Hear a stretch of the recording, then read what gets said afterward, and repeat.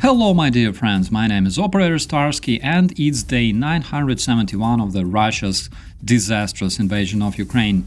Crucial Russian airfield was hit, even more crucial military factory on the Russian territory got attacked. North Korean mercenaries flee in Kursk oblast. This is the Frontline focus and we will talk about the most recent updates right now. Tonight, the Russian terrorists were attacking Ukraine with different types of missiles and drones. The Ukrainian Air Force reported about 3 missiles and more than 100 Russian drones launched by the Russian terrorists trying to kill Ukrainian citizens. On their way to the inevitable demise, the agonizing terrorists keep traditionally targeting Ukrainian civilian infrastructure like heating stations, power plants, kindergartens, and hospitals. But there's still good news. Russia is a rich country and the reparations will be paid after Putin is dead. And if today Russians would describe their life as poor, they will be absolutely impressed to see what kind of life they have willfully prepared for their own kids. According to the Ukrainian Air Force, 59 drones were successfully intercepted, 45 were lost on their way to Ukraine, 10 of them on the Ukrainian territory. Several hits on civilian infrastructure reported. Also, we have information about the wounded civilians, but luckily nobody died this time.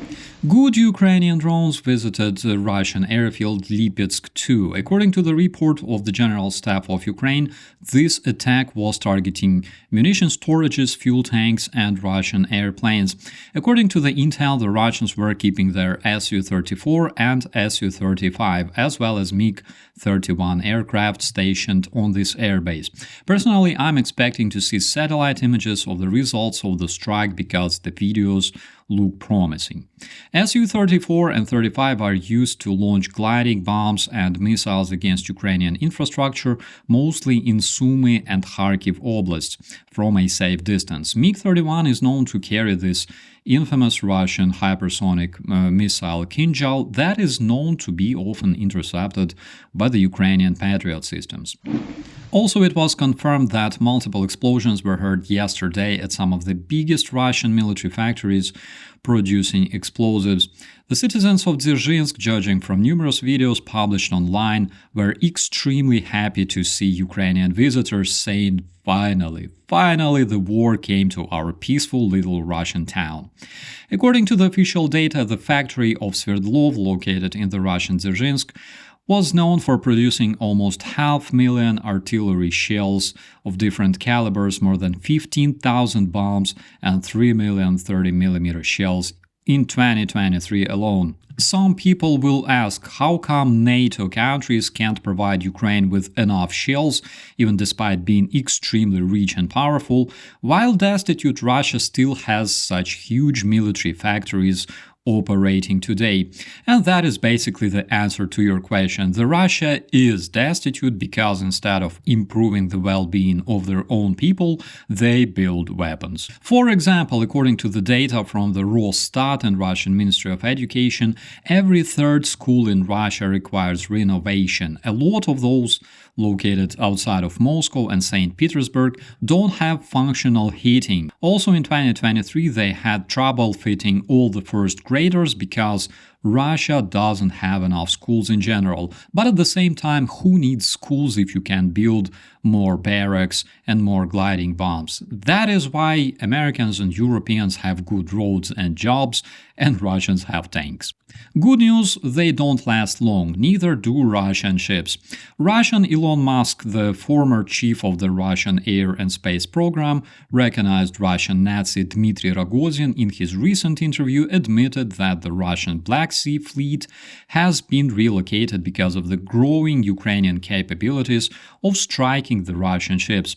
It's still hard to comprehend how exactly the naval Russian superpower had lost a third of their Black Sea Fleet to the country that barely had navy.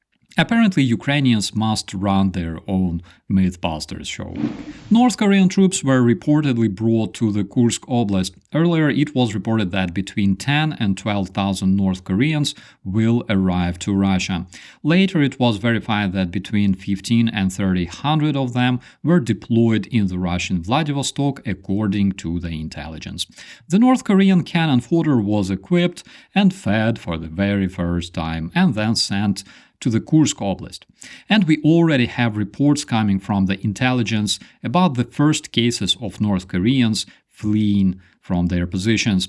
According to the intelligence service, 18 North Korean mercenaries were lost by the Russian command approximately 7 kilometers away from the Ukrainian border, specifically at the Russian positions located between Bryansk and Kursk regions. Later, it was reported that the boys were found. Apparently, they were not really good at reading the road signs, and according to the intercepted Russian communications, these losers will be prepared to be wasted in some of the traditional Russian meat assaults on the territory of Ukraine.